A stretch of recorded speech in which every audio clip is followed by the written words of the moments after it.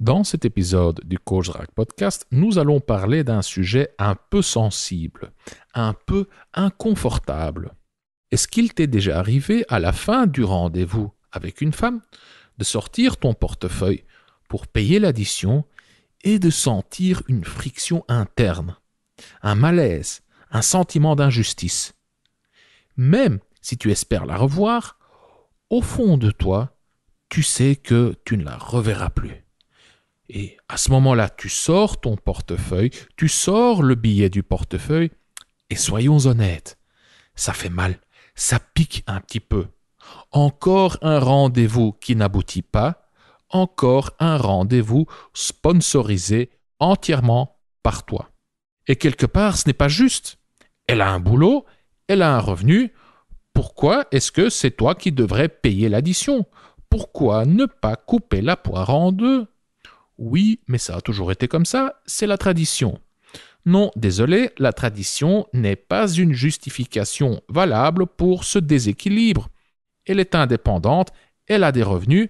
Encore une fois, on propose juste de couper la poire en deux. Et dans cet épisode du Coach Drac Podcast, notre cher ami Robbie, le dragueur chevronné, va partager avec nous plusieurs techniques entre guillemets pour économiser de l'argent lors de tes rendez-vous et pour proposer de manière élégante de partager l'addition. La drague directe, pure et dure, pas de censure. Bienvenue dans le Coach Drac Podcast.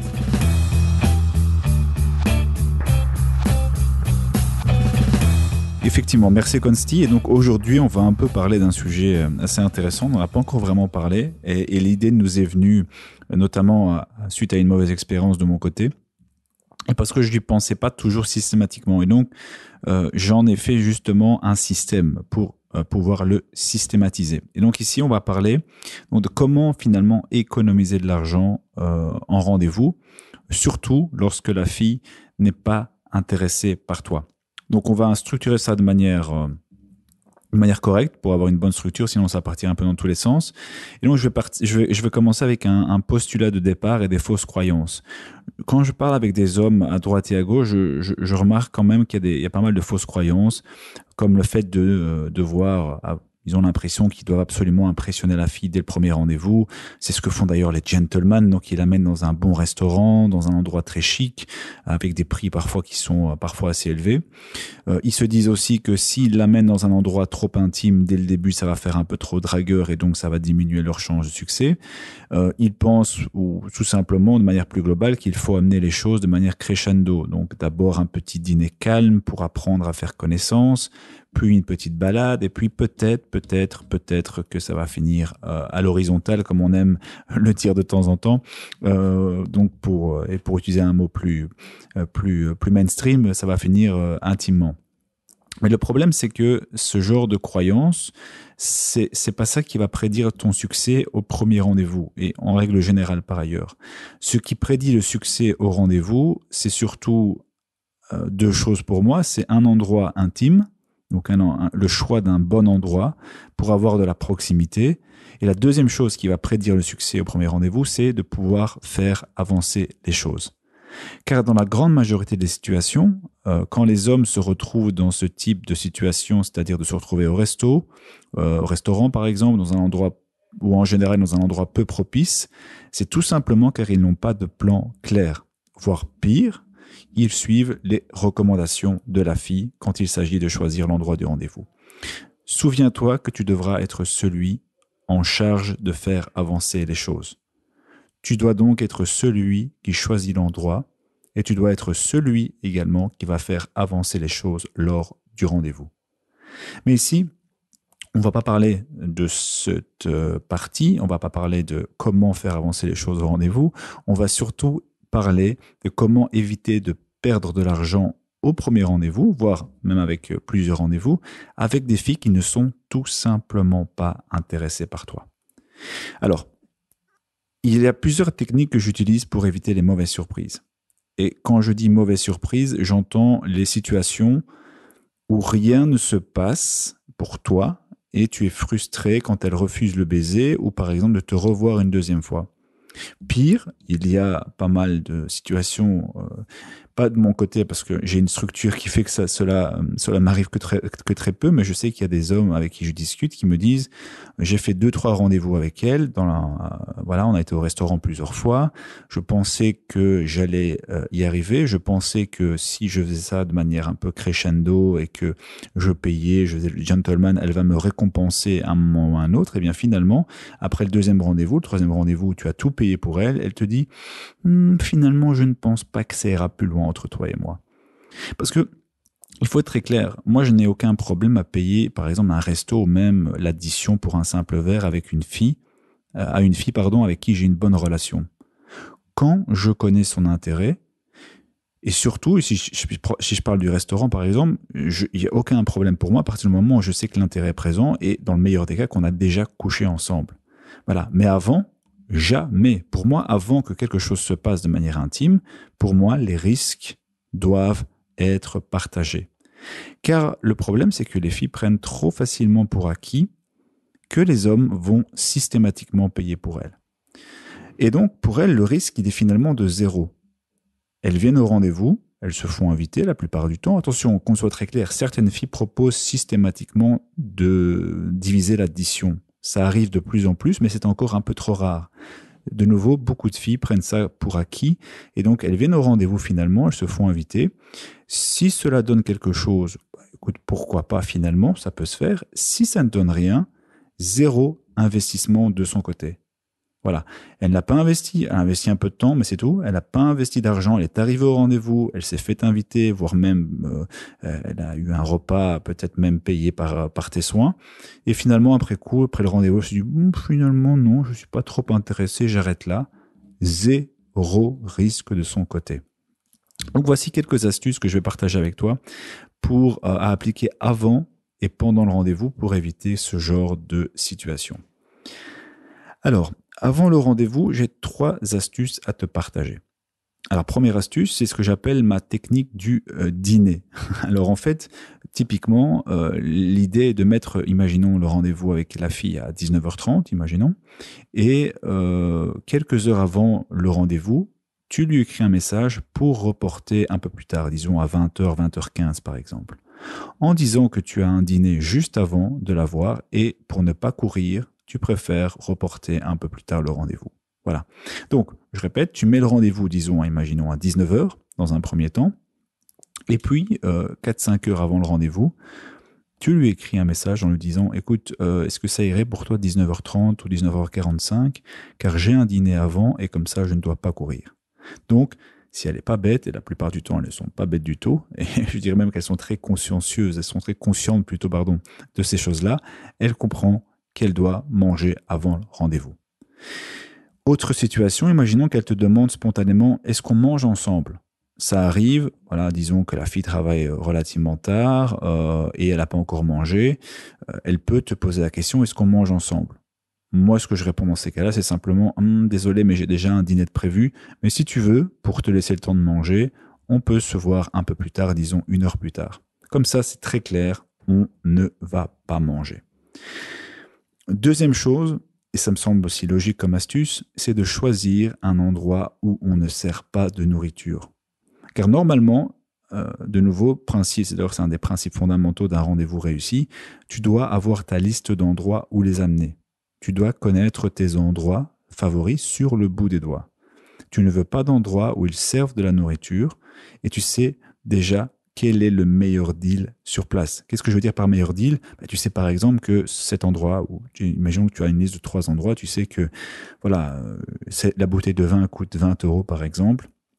Et tu sais que ta soirée va te coûter 20 €, ta date va te coûter 20 €, et voire même va être divisée par 2, avec les techniques qu'on verra juste après, si le rendez-vous ne se passe pas idéalement. Donc voilà, ça c'est vraiment assez important de bien connaître ces endroits et de ne pas choisir d'endroits où on sert de la nourriture, parce que c'est toujours possible qu'à un moment donné, elle en prenne. Donc voilà.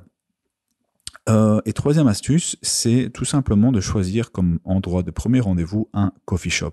Il y a des coffee shops qui sont très cosy, c'est-à-dire avec des divans, une bonne lumière, etc. Et dans ce cas-là, c'est vraiment aussi un bon endroit. Donc, pas besoin d'aller dans le steakhouse où ils te servent la viande à 100 grammes pour 15 euros, plus le verre de vin, où tu vas payer ton verre de vin 25 euros, etc. Et finalement, avoir un date, un rendez-vous qui te coûte de l'argent, là où tu ne sais même pas si elle est intéressée par toi. Donc, tout ceci, c'est des risques complètement inutiles. Bien sûr, on va encore voir après comment mitiger, on va dire, comme on dit en anglais, mitigate, c'est-à-dire réduire ces risques. Mais si déjà à la base, tu fais les bons choix par rapport à l'endroit, si tu sais bien la préparer en disant par exemple que tu as déjà un dîner prévu avant, et donc elle doit comprendre que juste après, que juste avant le rendez-vous, elle doit également, elle, manger. Ou si par exemple tu prends un coffee shop, eh bien tout ceci, c'est ce que tu peux faire avant le rendez-vous pour réduire les risques d'une mauvaise surprise au niveau de l'addition. Donc voilà, c'était avant le rendez-vous. Je répète les 3 points. La technique du dîner, donc c'est-à-dire tu mets un rendez-vous à une certaine heure et puis tu le reportes 30-45 minutes plus tard en disant que tu as un dîner juste avant et que tu préfères repousser un peu le rendez-vous pour ne pas courir. Deuxième chose, tu choisis un endroit où on ne sert pas de nourriture et idéalement tu choisis un endroit que tu connais bien et tu sais déjà à l'avance ce que tu vas prendre comme boisson, donc tu sais déjà anticiper le coût de ton rendez-vous. Et troisièmement, tu peux également choisir comme endroit de premier rendez-vous un coffee shop, mais bien sûr qui doit avoir les caractéristiques d'un bon endroit intime, c'est-à-dire avec des divans ou des tabourets hauts, avec une bonne luminosité, etc. Alors ensuite, on va passer pendant le rendez-vous. Alors, un point important ici, c'est que pendant le rendez-vous, il faut pouvoir jauger son intérêt. Et comment est-ce qu'on jauge son intérêt? Bon, il y a pas mal de podcasts qui parlent de ça, mais si tu connais ma formation, le script, on en parle dans chaque podcast, d'ailleurs Consti en parlera aussi en détail à la fin de ce podcast, tu sais que dans ma formation le script, il y a un module qui est consacré au rendez-vous, et dans ce module consacré au rendez-vous, je liste une série d'étapes que je suis systématiquement, encore aujourd'hui, après toutes ces années de drague, que j'appelle en fait les 6 étapes de l'objectif intimité. Et quand tu suis ces étapes, une par une durant le rendez-vous, à la fin du rendez-vous, et même, on va dire assez rapidement, finalement, même au milieu du rendez-vous, tu connais exactement son niveau d'intérêt intime envers toi. Tu auras donc, tu as un plan clair que tu suis pour connaître son intérêt. Et donc, qu'est-ce qui se passe après avoir parcouru ces étapes? Donc, tu parcours ces étapes, les étapes de l'objectif intimité, dont je parle dans ma formation le script, et tu te rends compte que soit son intérêt envers toi intime est proche de 0, voire de 0, il est inexistant, ou deuxième possibilité, tu sens qu'elle est intéressée. Et donc forcément, tu me vois venir avec des gros sabots, tu me vois venir à des kilomètres, la situation problématique, la situation dans laquelle tu auras peut-être et certainement envie de ne pas assumer l'entièreté des risques tout seul, c'est la situation où tu sens qu'il n'y a aucun intérêt intime de la fille envers toi. Qu'est-ce que tu peux faire dans ces cas-là? Donc, on va prendre une situation. Bon, tu as bien fait les étapes préliminaires, donc tu n'as pas choisi un mauvais endroit, tu as bien spécifié que tu as mangé avant, histoire qu'elle ne profite pas un peu du rendez-vous pour finalement se nourrir sur ton dos alors qu'elle n'est pas intéressée durant le rendez-vous, voire même tu as choisi un coffee shop. Mais imaginons que tu prennes un bar à vin, donc pas de nourriture, que du vin, d'accord, mais que voilà, l'addition arrive, imaginons, c'est 30 €. Alors, soyons très clairs, 30 €, c'est rien du tout. On est tout à fait d'accord, mais quand tu calcules sur une année complète, si tu fais, je sais pas moi, 50, 60 rendez-vous sur une année, imaginons, et que sur ces 50 rendez-vous, il y en a 20 qui ne donnent pas grand-chose, où la fille n'est pas intéressée par toi, eh bien écoute, tu comptes, ça monte relativement vite. On parle plus de 20, 30 €, on parle de centaines d'euros. Donc, qu'est-ce que je fais maintenant de plus en plus, si pas systématiquement maintenant? Eh bien, je mets les pieds dans le plat quand je sens qu'il n'y a vraiment pas d'intérêt de cette fille envers moi. Donc, première possibilité, tu peux simplement toujours essayer de garder ce côté un peu diplomate. Tu peux lui dire de manière spontanée, à la fin du rendez-vous, Simplement, écoute, Sophie, comment est-ce qu'on fait? Est-ce que je paye, je paye l'addition et tu me donnes la moitié après ou tu veux qu'on partage directement maintenant?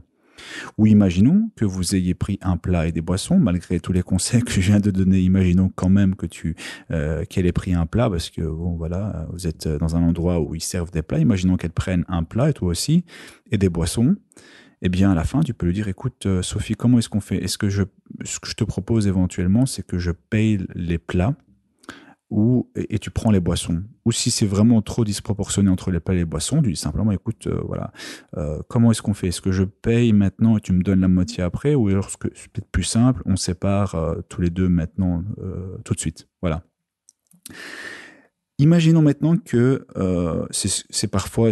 j'ai été comment dire j'ai utilisé cette façon. C'est pas ce que je préfère. Je préfère que tu choisisses la version diplomate. Mais imaginons que et c'est pas arrivé souvent, hein, voire pas du tout. Mais imaginons que la fille refuse de refuse de payer la moitié. De nouveau, hein, il y en a qui proposent spontanément, c'est de plus en plus le cas, mais il y en a encore qui profitent de tout ça.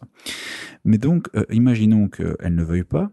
Ou imaginons simplement que tu es dans un jour où tu as envie d'être un peu moins diplomate, parce que tu sens que c'est vraiment foutu de ta gueule, qu'elle n'est pas du tout intéressée. Eh bien, tu peux dire simplement, et ça m'est déjà arrivé, écoute, Sophie, il est clair que l'alchimie n'était pas présente ce soir, et c'est tout à fait OK, il n'y a aucun problème, ça arrive, hein, c'est évident que ça n'ira pas plus loin entre toi et moi, mais alors, dans ces cas-là, est-ce que ça te semble OK de partager l'addition pour ce soir? Donc tu restes finalement diplomate, tu dis écoute, est-ce que ça te semble OK pour toi de partager l'addition de ce soir? Mais tu mets les pieds dans le plat en disant écoute, il est évident que ça n'ira pas plus loin entre toi et moi, hein, voilà quoi. Et je l'ai fait encore pas plus tard il y a quelques jours.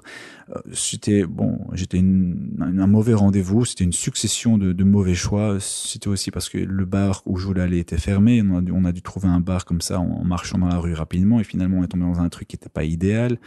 Et je sentais que le rendez-vous était pas top. Et à la fin, effectivement, on avait pris quand même quelques verres de vin. L'addition n'était pas ultra élevée. Je pense qu'on était à je sais pas, moi, peut-être à du 25 euros. Mais je lui ai dit, écoute, je vais être direct avec toi. D'ailleurs, elle a réciproqué mon message, puisque je lui ai dit, écoute, il est clair que l'attraction, l'alchimie n'est pas présente ce soir, et c'est tout à fait OK, ça n'ira pas plus loin. Mais bon, est-ce que ça te semble OK qu'on partage l'addition ce soir? Mais elle a dit oui. Elle a dit oui, et elle n'a pas fait une crise, et la plupart des filles même toutes, j'ai envie de dire, sont très intelligentes, et vont accepter cette possibilité. C'est juste que la plupart des filles, en fait, elles sont très conscientes, comme je viens de dire, de tout ça, et la plupart du temps, ça fait partie du jeu, mais elles vont jouer sur un malentendu ou sur la pression sociale pour éviter de payer. Voilà. Finalement, c'est bon, écoute, s'il propose, s'il ne me demande rien, bah, écoute, sur un malentendu, je m'en vais, et moi, zéro risque, je rentre chez moi, j'ai rien payé, j'ai juste dû m'habiller, me déplacer, et puis that's it, quoi. Mais en prenant l'initiative, tu vas en fait court-circuiter cette possibilité de malentendu ou encore de jouer sur la pression sociale. Et tu vas faire preuve également d'assertivité. Voilà, moi je trouve que c'est vraiment un bon exercice à faire quand tu sens qu'il n'y a vraiment pas d'intérêt entre vous deux. Alors ce que tu peux aussi faire, ça c'est vraiment ce que j'appelle le worst case scénario. Donc ça veut dire vraiment la situation la plus... Imaginons que tu n'as pas osé, ou imaginons que tu as même mal interprété son manque d'intérêt, qu'après le rendez-vous, elle te fait comprendre qu'elle n'est pas intéressée, mais que toi, tu te sens un peu utilisé, parce que bon, on entend souvent les filles qui disent qu'elles se sentent un peu utilisées. Ben, il y a aussi des hommes qui peuvent se sentir utilisés. Quand tu as mis des efforts à trouver un bel endroit, que tu as tout payé lors du rendez-vous et que finalement c'est pas réciproque, et ça arrive, il n'y a aucun problème, mais pourquoi est-ce que tu devrais être celui qui supporte les risques, surtout quand les filles gagnent également leur vie de leur côté, tu vois. Donc je peux comprendre que ça frustre beaucoup de mecs, et je te dis, j'ai beaucoup d'histoires qui me sont parvenues où des mecs parfois 2-3 rendez-vous et finalement la fille leur dit non, écoute, désolé, ça n'ira pas plus loin. Et les mecs deviennent fous parce qu'ils ont dépensé parfois sur 2-3 rendez-vous des centaines d'euros ou une centaine d'euros, tu vois. Donc, c'est pas normal. C'est pas normal. Donc, après le rendez-vous, imaginons que tu as mal interprété, qu'elle est finalement pas intéressée, eh bien, tu peux toujours lui dire, écoute, ce qu'on vient de voir juste au-dessus, écoute, Sophie, je comprends, il n'y a pas de souci, ça peut pas fonctionner avec tout le monde, mais dans ce cas-là, est-ce que tu verras un inconvénient à ce qu'on partage l'addition de l'autre soir? Tu essayes toujours la version diplomate. Voilà. Si vraiment ça marche pas, bon, qu'est-ce que tu vas lui faire? Tu vas pas lui faire un procès. Il dire voilà, s'il y aura toujours une partie des filles qui va peut-être mal réagir ou qui ne va pas vouloir, mais tu pourras pas faire grand-chose. Mais au moins propose. Voilà. Et d'ailleurs, je dirais une dernière chose avant de passer au point suivant et finalement déjà à la conclusion.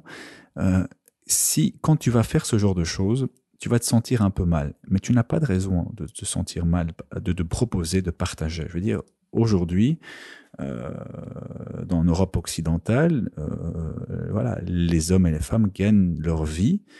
Il n'y a pas de mal à ce que finalement on est deux adultes, on prend la décision d'aller à un rendez-vous, ça ne se passe pas très bien, il n'y a pas vraiment de raison à ce que tu supportes chaque fois, j'ai ma gorge sèche, que tu supportes chaque fois l'entièreté du risque. Si tu veux le faire, il n'y a aucun souci, mais ce qu'il faut éviter, c'est la frustration de le faire parce que tu te sens obligé de le faire sans avoir au moins essayé de demander à la fille de partager. Si de nouveau, c'est OK pour toi, ça ne te dérange pas de payer ou tu as trop d'argent, il n'y a aucun souci, tu continues à payer, moi, il n'y a aucun problème. Mais je parle ici uniquement des hommes qui sont frustrés d'avoir investi du temps et de l'argent dans quelque chose qui finalement n'a rien donné et se sentent un peu utilisés. Donc voilà quelques astuces que tu peux utiliser lors du rendez-vous. Il y a aussi avant le rendez-vous. Souviens-toi, on a vu 3 techniques juste avant pour essayer d'optimiser ça avant le rendez-vous, mais aussi pendant le rendez-vous et même potentiellement après le rendez-vous via un message en disant écoute, il est évident que voilà, tu me fais comprendre que ça n'ira pas plus loin. Est-ce que ça te semble ok qu'on partage finalement l'addition? Voici mon compte bancaire. Tu peux m'envoyer simplement 15 euros, 20 euros. Ça sera largement suffisant. Merci beaucoup. Bonne continuation. Quelque chose comme ça. Voilà. Par contre, et ça rejoint un peu ce que je viens de dire un peu avant, si la fille est intéressée, donc si tu passes les étapes que je décris dans l'information, le script dans le module sur le rendez-vous, tu passes toutes ces étapes, ça se passe bien, la fille est intéressée, la fille réciproque. Moi, j'ai aucun problème à payer. J'ai aucun problème à payer parce que je sais que voilà, si j'ai bien analysé la fille, enfin pas analysé, mais si je l'ai bien senti, si on a une bonne alchimie, et je veux dire, ça me dérange pas, c'est un plaisir même, c'est un plaisir, il y a aucun souci. C'est simplement mes astuces juste avant, c'est vraiment pour éviter les manipulatrices ou les profiteuses. Ça, je n'aime pas trop. Par contre, quand il y a vraiment une bonne alchimie, bien sûr que ça me dérange pas du tout de payer, d'inviter la fille. Et j'attends pas forcément qu'elle me le rende, et bien que dans la plupart des situations, les filles te le rendent. Elles vont cuisiner pour toi, par exemple, un soir, ou même lors d'un rendez-vous. J'ai eu ça il y a eu aussi quelques jours, comme quoi, tu vois, hein, d'un rendez-vous à l'autre, ça peut changer. Où je suis arrivé au rendez-vous, j'ai pris une bouteille de vin, et finalement, l'alchimie était vraiment top entre elle et moi. Et puis, à un moment donné, on n'avait même pas terminé la première bouteille de vin, qu'elle me dit « Oh, j'aime beaucoup cette bouteille de vin rouge, est-ce que je reprends la même chose ?» Je dis oui, si tu veux, vas-y. Et donc elle s'est levée, elle a repris exactement la même chose, la bouteille de vin, 2 nouveaux verres et en plus une bouteille d'eau pour nous hydrater. Dans ces cas-là, qu'est-ce que tu veux que je dise? Moi, rien du tout. Je suis aux anges, quoi. Donc il y a vraiment aucun problème à ce niveau-là.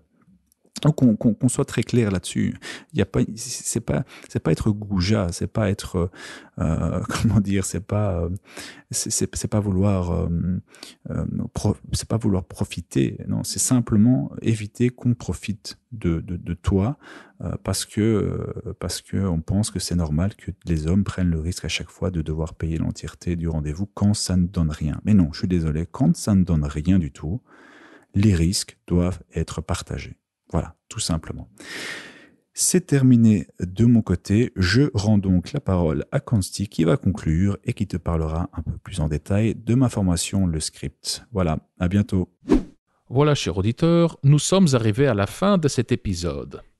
Je t'invite à jeter un coup d'œil à la formation de Roby, sa formation intitulée « Le script ». Le script, c'est la Bible de la drague directe structurée. Tu apprendras quoi dire, comment le dire, mot pour aborder une femme, pour développer la conversation, pour prendre ses coordonnées, pour obtenir le rendez-vous, pour passer un rendez-vous léger, enjoué et sexuellement chargé, et bien entendu, pour conclure lors du rendez-vous. Tu recevras des phrases et techniques de drague toutes faites, développées par Robbie, mot pour parcourir les étapes du processus de séduction de manière fluide. Le script est constitué de 7 modules. Il y a un module sur la drague de rue, un module sur la drague en soirée, un module sur la drague en ligne, la drague via le smartphone, dont tout ce qui est message, messagerie, texto et je ne sais quoi. Il y a un module sur le rendez-vous. Et d'ailleurs, en parlant du rendez-vous, justement, dans le module sur le rendez-vous, qui est très pertinent vu le sujet de ce podcast, dans le module sur le rendez-vous, tu apprendras quoi dire et quoi faire pour, encore une fois, passer un rendez-vous léger, enjoué et sexuellement chargé et pour conclure lors du rendez-vous.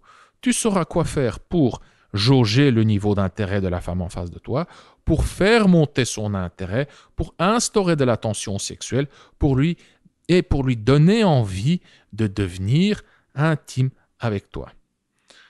Pour chaque environnement, c'est-à-dire la rue, les bars et les environnements virtuels comme le smartphone, la drague en ligne et ensuite le rendez-vous, pour tous ces environnements, tu recevras des phrases et des techniques de drague toutes faites pour passer de l'approche à la conclusion, donc pour parcourir les étapes du processus de séduction de manière fluide.